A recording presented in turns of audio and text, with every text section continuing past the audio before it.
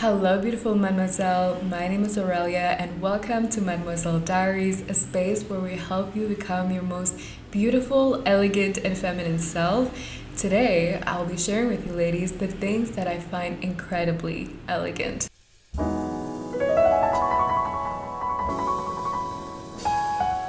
First thing that I find incredibly elegant in a woman is when she chooses to wear little to no jewelry. There's something so effortlessly beautiful when a woman wears a beautiful outfit, perhaps a dress that flatters her curves, that flatters her figure, and choosing not to pair it with any jewelry, making it seem that she just threw that on and she left the door looking absolutely beautiful. A lot of times though, some of us already know that this is well thought of and well prepared in advance, and this is the whole mystery of effortless elegance.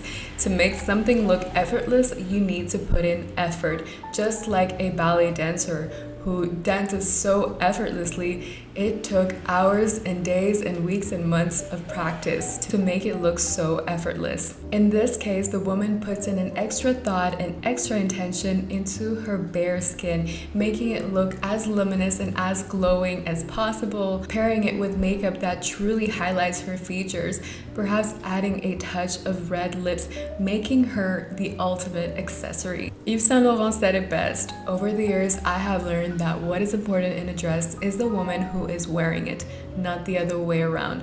Ladies, you are the moment, not the outfit. Second thing that I find extremely chic in a woman is when she's completely detached from her phone.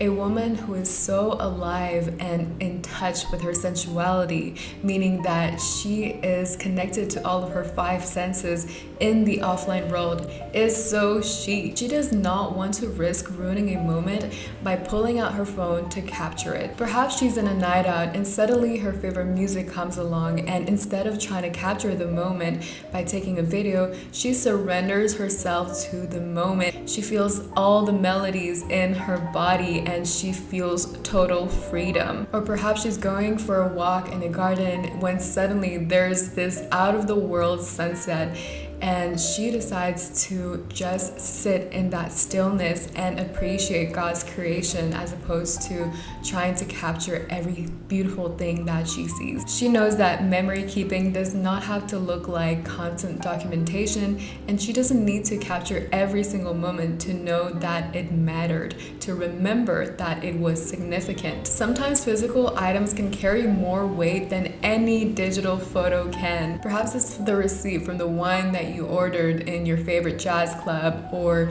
a postcard from your trip to Paris, a pressed flower during your walk in your beautiful garden, or perhaps nothing at all. Sometimes living in the moment fully is enough to keep the memory. The third thing that I find extremely elegant is a woman with a sacred morning ritual. And I'm not talking about the hyper masculine morning grind, morning discipline. No, I'm talking about a certain devotion, a devotion to the calmness in the morning, to writing her thoughts first thing in the morning when the world is still quiet, a devotion to dedicate a time for God and to listen to Him, to reflect on His omnipresence.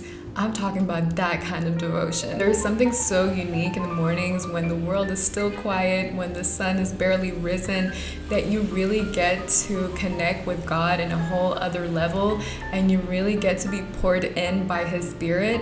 And I'm telling you, these kinds of women are the most elegant because they're so anchored in something so foundational and so important. They're anchored in their faith. Something else that I find very elegant in a woman is when she has high standards with herself, whether that be in her love life, her career, her education, her friendships. This woman is always in pursuit of excellence. She's strict in dating because she knows that she wants to love fully, to give her heart fully. So she needs to be careful with who she's gonna give that heart to. And that is where the strictness comes from, the high standards comes from, is because she cares so much and so deeply. She also educates herself through classics because she knows that social media advice is usually attention grabbing, and she's well aware that nothing is ever black and white. Everything needs discernment.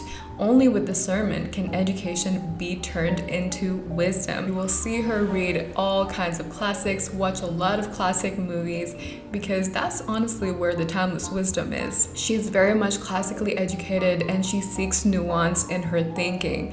Trust me, you will never be bored of this woman. Instead of doom scrolling to stay updated on the trends and politics and culture, she instead grabs the newspaper or a magazine weekly to stay updated on the current topics. Everything she does is with pure excellence and with high standards. A woman with hobbies, and especially hobbies that are not necessarily related to work, is so chic. To unwind, this kind of woman would unplug from any kind of technology, put her phone on Do Not Disturb, and engage in something that might be challenging, but that makes her feel so alive. Time feels different here. She loses it. She's present. She's in her body, not her mind. She's fully embodying the feminine essence. If you want to get into a new hobby, ladies, I highly recommend trying a dance class, because there is something unique that I feel like you cannot get anywhere else from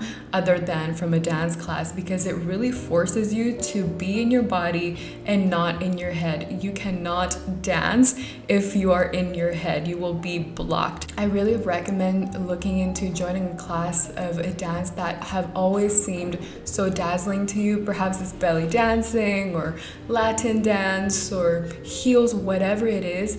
Try to join it and you'll experience for yourself. I'm not even going to tell you what you will experience.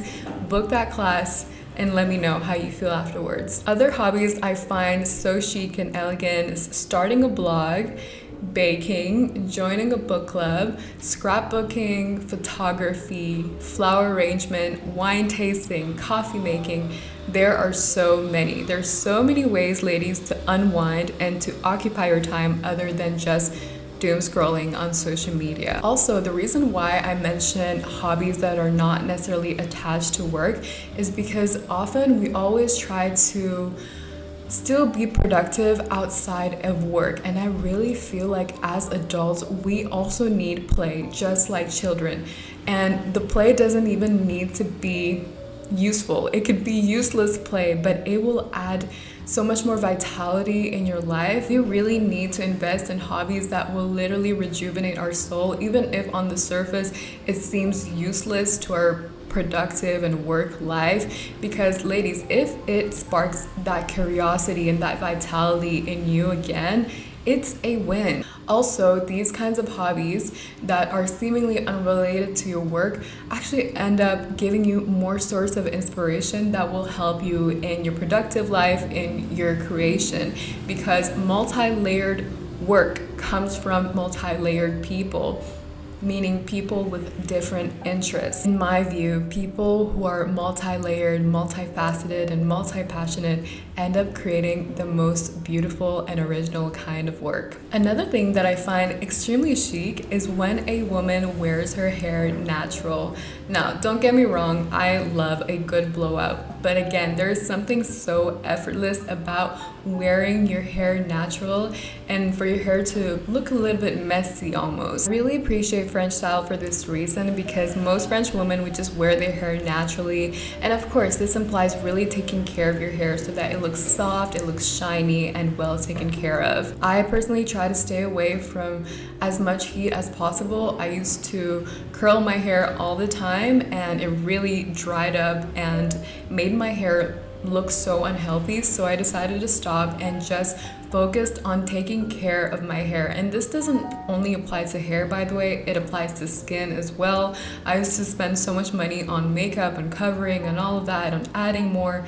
Really, just come back to the basics, come back to the care, like actually caring for your skin, looking after your skin, looking after your hair. So now I have a stricter and more, I guess, structured beauty routine and hair care regimen to ensure that I can literally just go out of the house without doing so much with my hair.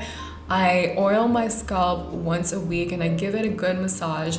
I also apply natural oils on the ends of my hair to keep it soft and shiny. And once a month, I would also do a scrub in my scalp just to remove all of the buildups. Something that I also love to do is if I want, for example, curly hair like this, my hair is more straight to wavy, but if I want to add more texture, I love doing overnight curls. I feel like it makes my hair look so much more effortless and almost like natural than if I were just to curl it, and it doesn't, ruin my hair, so it's a win. A woman who is selective in her consumption. This is so chic. When a woman's default is not consuming, when she has a bit of free time, she doesn't immediately check her notifications or scroll on social media. She doesn't get ready while listening to podcasts constantly. She really allows for stillness to take space in her life. She's very intentional with how she unwinds. A lot of people, when they're done with work, they just consider this unwind time almost like a junk time to do whatever it is. But ladies, I'm telling you that this unwind time has the most juice, and treat it as such. It's a big part of your life if you really add it up. Even in the week, you have probably 3 to 4 hours of unwind time. You add it up in a week, you have already 28 hours there. You could create something, you could start a passion project, you can join a dance class. Like I said, you can do so much in that unwind time that does not revolve around consumption, that will actually increase your quality of life. This kind of woman who is selective with what she consumes is so protective with her mind, and she only consumes when it's necessary and when there's a real need for it. In today's world, with access to unlimited information, I believe that everybody should go through this thing called Reading Deprivation Week. It's actually from the book called The Artist Way. We're currently following The Artist Way inside Mademoiselle Society, so feel free to join that. I'll put it in the link down below. But basically, it's a week where you are not allowed to consume any kind of media. No movie, no books, no TV, no podcast, nothing. Yes, no books even, because I feel like sometimes we even distract ourselves with so many books and we think it's productive when really we're just filling our minds with sometimes unnecessary information. And when you go through this reading deprivation week, you suddenly realize that you have so much free time. Actually, you have so much free time. And I remember when me and the girls, we went through that week, we suddenly found ourselves bored. It's like, oh, okay, I have so much free time. I can't reach for that quick dopamine. What can I create? What can I bake? What can I join? What can I start? That's where our default became. That's where our mind turned into, because we couldn't consume any longer. And whenever I had topics that I would be curious about, for instance, I would talk about something with a friend and I'd be like, oh, I would love to read a book about that. I would love to, search up on Google about that. Since I couldn't do it, I really just kept a log of the topics that I really wanted to read about when I could finally consume. But in the meantime, I'd be like, okay, let me just think about it myself. Let me perhaps journal about this topic or ask the people around me what they think, instead of reaching for the answers right away. And this is the kind of information that will stick with you. That is actual real wisdom, because you have a genuine need for it and you're not just filling your mind with noise and information that you will forget. Trust me, ladies, you are not meant, your brain is not meant to consume this much information. We have never been in a place in society where we have access to so much information. So even most of the things that you consume, you probably don't remember. And just think about it when you're watching reels. Like, can you recount the last 5 reels that you watched? Probably not, right? And we don't look back to our time of doom scrolling and collecting each time. Okay, I remember that. You don't. It's kind of Black Mirror-ish, because we're spending so much time consuming these kind of mindless content, but we don't remember any of it. I would recommend all of you ladies to go through this reading deprivation week and even get yourself The Artist Way, because this will force you and push you to create instead of consuming. And lastly, a woman who is very thoughtful in her speech is incredibly elegant.